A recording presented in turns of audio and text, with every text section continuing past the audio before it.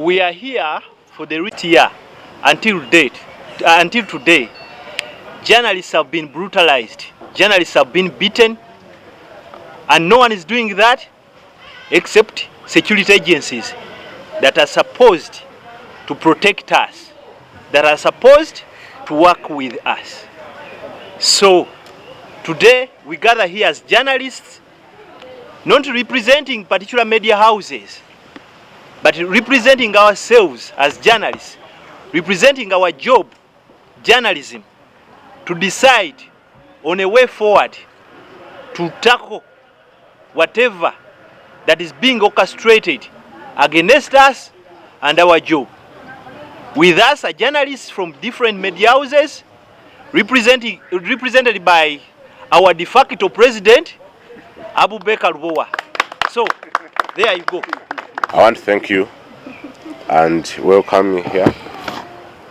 My name is Abubakar Bowa. I'm a journalist, and with me are colleagues from different media houses. We are here as a fraternity, not as media houses, and we are here to represent the fraternity to read to you a statement that we agreed upon by the majority, not the minority. So this is a statement from the majority. As free media,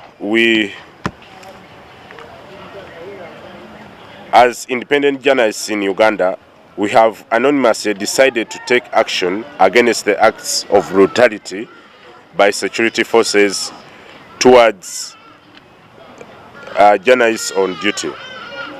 Thinking beyond press statements that we have always issued and petitions that we have always taken to different government agencies and security agencies, and these statements have failed to impact on what we want to be done. So we have decided as follows. We are asking the gatekeepers. The gatekeepers are the editors, to start acting. Editors, please start acting. The ladies and gentlemen you send to the field are the sources that you have to give you the news, are the sources that the people who are going to watch TV, read the paper, listen to radio, and read online that they base on. So editors, if you keep giving the security agencies free space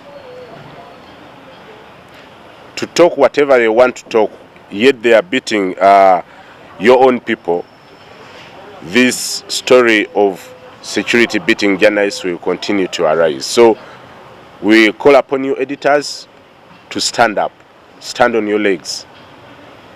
You have the powers.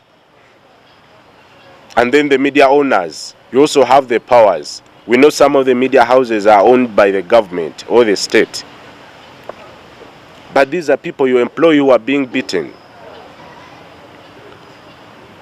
We know that media houses are businesses for some people, and they need adverts from the government and other agencies or security forces. But we need you to stand up. If you let these people continue beating journalists, we will never go anywhere. This habit will continue unless you stand up and you tell them enough is enough, we are denying you space.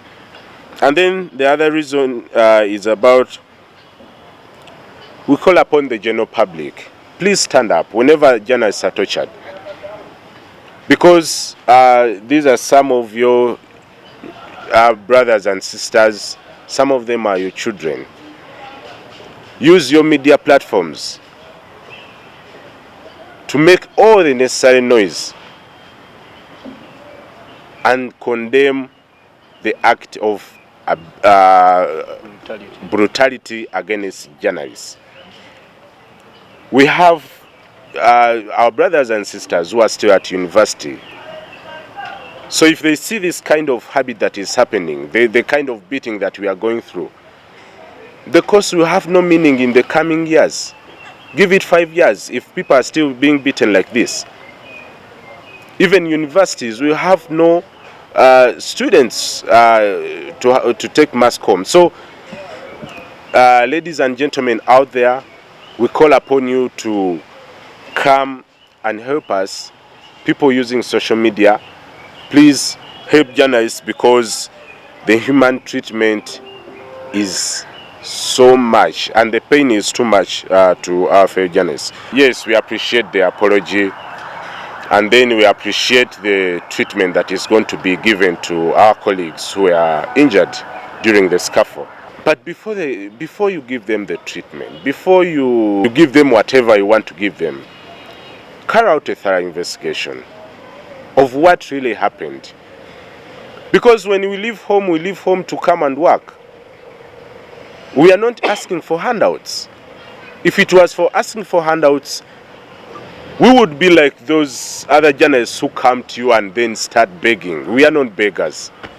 We leave home to come and work. So please, we appreciate the apology, but let the apology come with actions. Let the apology come with actions. You've said that you're going to bring the people who have done, who were part of the brutality to book. We are demanding for an open court for those people, not in the court martial or in any. We want an open court, whether it's the court martial trying them. We want them in an open court where people can see them. If we can have them in a playground, there is a police playground. Let us have them tried from an open court other than enclosed courts, because we want to shame and name. Let's shame and name. Let's have an open court for the people who carried out the brutality. Then we'll know that you were really sorry for what happened.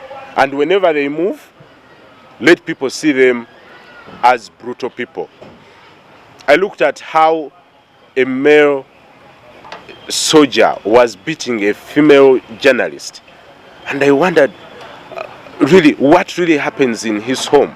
If you can't beat a lady like that, it doesn't mean that other ladies should be beaten or men should be beaten. But if a man can beat a woman like that, what really actually a person you have no responsibility over, what happens to the people you have responsibility over? So we are demanding for an open court to try the military officers who carried out the operation of beating journalists yesterday. The compensation, CDF has talked about it, and we want it to be in open. Instead of calling people and then you start a camera that costs more than 2 million and then you give them like 1.5, let it be in open so that everyone can see and we know that so and so was compensated. We don't want to start that because after people are compensated, they also come out and say, I never got anything. So let the compensation be in open so that we can know who was compensated and who wasn't compensated. And compensation is not enough. Just don't beat us. That's what we want. We don't want the compensation. You don't know where I got this camera from. So don't beat me because you know you're going to compensate me. And actually, compensation is one way of belittling us. Because you know I'll beat him and then compensate. Beat, compensate. Beat, compensate. You can't compensate a broken jaw. You can't compensate a broken skull. Ashraf has a broken skull. How are you going to compensate him? A young man trying to look for a living, and then you shatter his car and then you say, I will pay for that. We are not looking for compensation. We are looking for space to work. Another reason is about what the IGP said. We call upon the IGP because many people have come out, IGP should resign, IGP should do this. Okay, please don't resign, but we want you to retract the statement that you made, that we beat you for your own protection. This has given leeway to the security forces because they say we are ordered by the IGP. What protection are you giving me when you're beating me? Security forces or the police is known for law and order. When we were studying, we were told that police will protect you and your property. But it's now the police that is breaking our property. When you break my camera, you've broken my property. When you break my back, there's no protection there. So we call upon the IGP, Mr. Chola, please retract that statement and then call upon your forces to act. And we demand for all the colleagues that have been beaten before, we demand for compensation, because it's a big list. Only yesterday, 12, more than 12 actually were injured. So we can't continue like this. We can't continue like this.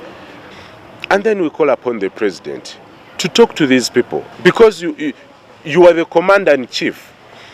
I think you are the only people that, you are the only person that these people are only waiting to listen to. We call upon the president to come and call out the security forces. Journalists are not brutal. These are young men and women who leave home to come and look for a living. You've talked about a Chindachoka, but these are people who have other businesses. So if they do journalism and then they add on other businesses, it means they are not working for only the stomach. But if you crowbar us and we can't do journalism, it means that we will only concentrate on one job and then we work for a Chindachoka. So we also call upon the president to talk to the security forces as the commander-in-chief. Covering the opposition is no crime. Covering the government is no crime. Covering security forces is no crime. The only crime is when you bring falsehood out of what you've covered. But we are trying as much as we can to bring the truthful, so that the people can judge. We are not the judges. We are not the judges. It's the audience that will judge what we give them.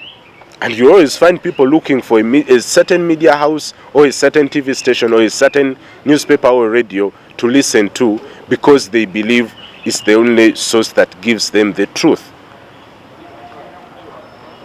So don't judge us. Don't limit what we do, because we are serving the communities of the poor, the rich, and then the middle income people.